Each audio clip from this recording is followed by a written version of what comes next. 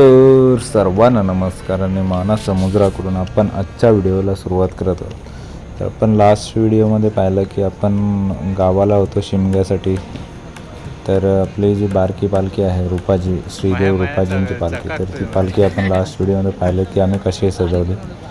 तर आजच्या व्हिडिओमध्ये तुम्हाला पाहायला मिळेल की आपली आई नवलाईची जी पालखी आहे, म्हणजे ज्या मानाचा होम लागला तेव्हा गावामध्ये गेली होती भोवणीसाठी. तर त्या पालखीचं जे आगमन आहे ना, ते आगमन आज आमच्या वाडीमध्ये होणार आहे.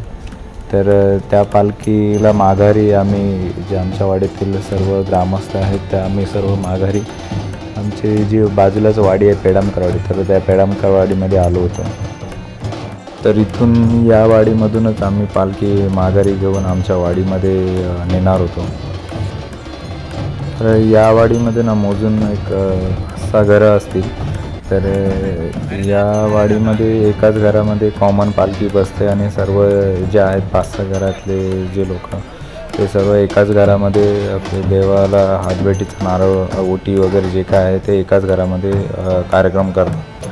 तर इथे यांचा कार्यक्रम सर्व झाल्यानंतर इथे पालखी नाचवली जाते आणि पालखी नाचवून झाल्यानंतर आम्ही जे आमच्या वाडीतून माघारी आलो आहोत पालखीसाठी, तर ते आम्ही पालखी घेऊन पुढे आमच्या वाडीकडे निघतो.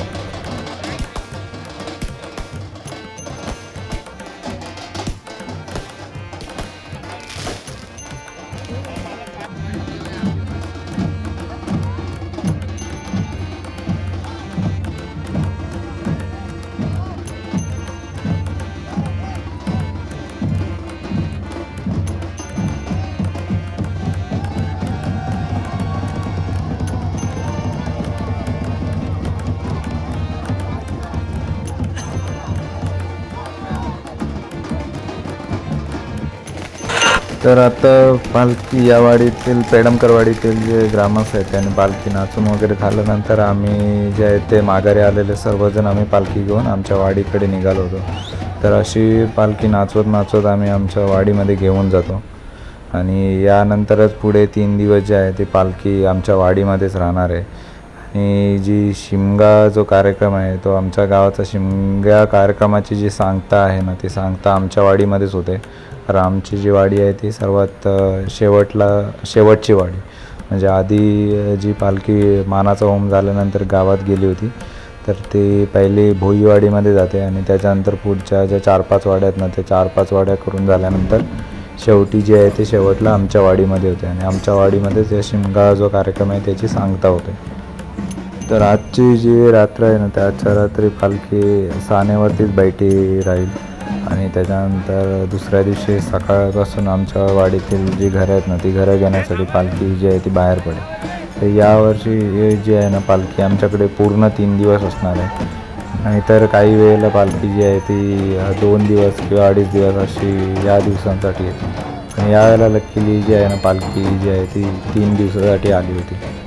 तर फायनली 15-20 मिनटाचं जे अंतर आहे ना, ते अंतर पार करून पालखी जी आहे ते आमच्या वाडीमध्ये आम्ही घेऊन आलो होतो.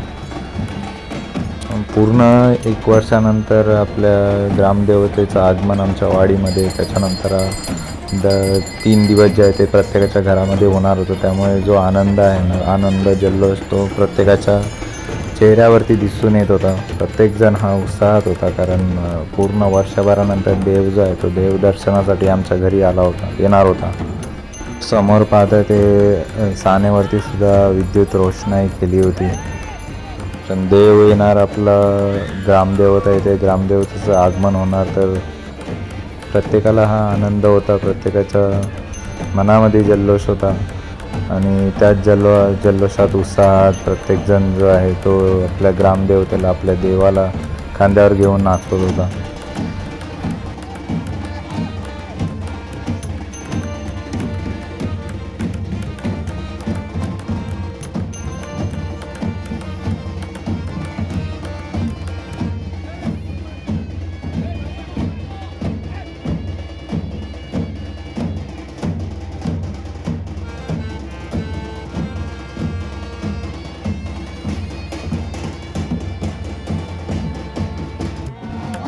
तर अशा प्रकारे नाचवत गाजवत जे आमची ग्रामदेवची पालखी आहे ते आम्ही आमच्या वाडीमध्ये घेऊन आलो होतो. तर हा आगमन सोहळा तुम्हाला कसा वाटला ते कमेंटमध्ये नक्कीच सांगा. व्हिडिओ शेवटपर्यंत पाहिल्याबद्दल तुम्हा सर्वांचे मनापासून आभार. पुन्हा भेटूया अशाच नवीन व्हिडिओमध्ये. तोपर्यंत काळजी घ्या स्वतःची आणि इतरांची सुद्धा. धन्यवाद.